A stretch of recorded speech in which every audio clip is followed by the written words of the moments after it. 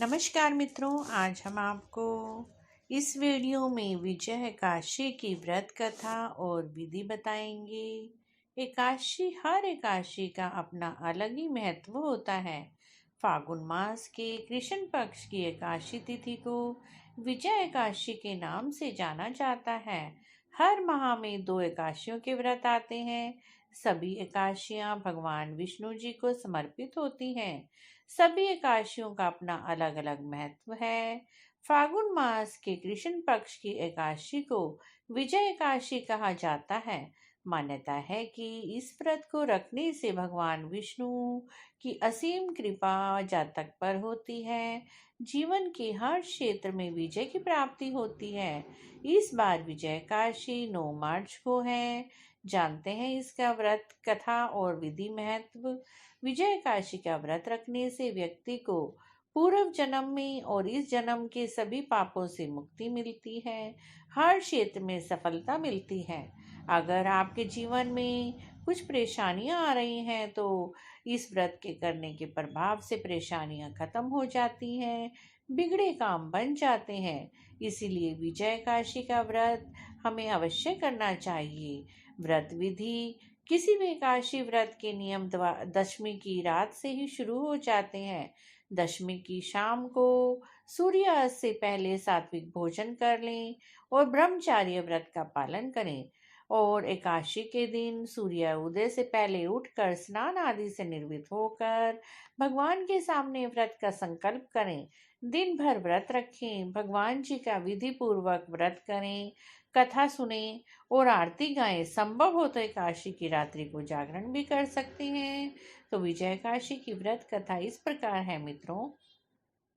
द्वापर युग में धर्मराज युधिष्ठिर को फागुन एकादशी की महत्व के जानने की जिज्ञासा हुई।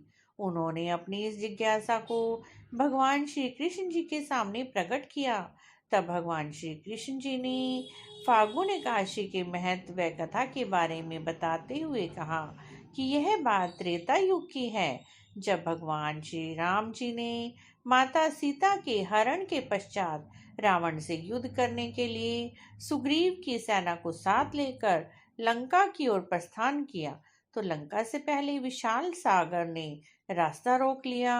समुद्र में बहुत ही खतरनाक समुद्री जीव थे जो वानर सेना को हानि पहुंचा सकते थे। क्योंकि श्री राम मानव रूप में थे, इसीलिए वे इस गुत्थी को कैसे सुलझाएं ये सोचने लगे। उन्होंने लक्ष्मण से समुद्र पार करने का उपाय जानना चाहा। तो लक्ष्मण ने कहा, हे प्रभु, वैसे तो आप सर्वज्ञ हैं, फिर भी यदि आप जानना ही चाहते हैं तो मुझे लगता है यहाँ से आधा योजन की दूरी पर मुनिवर का आश्रम है। उनके पास जाकर कुछ न कुछ उपाय हमें मिल सकता है। फिर क्या था, भगवान श्री राम मुनि जी के आश्रम में पहुंचे। उन्होंने उनको प्रणाम किया और अपनी समस्या उनके सामने रखी। तब मुनि जी ने उन्हें बताया कि फागुन मास के कृष्ण पक्ष की एकादशी को यदि आप समस्त सेना सहित उपवास रखें तो आप समुद्र पार करने के में कामयाब हो जाएंगे। साथ ही इस उपवास के प्रताप से आप लंका पर भी विजय प्राप्त कर सकते हैं।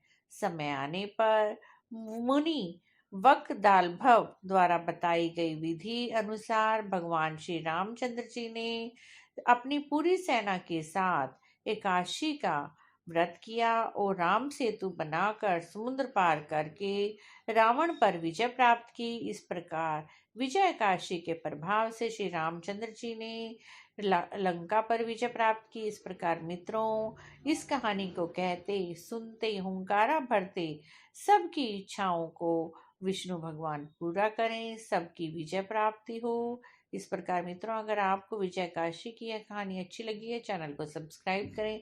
कमेंट बॉक्स में जय श्री कृष्ण अवश्य लिखें।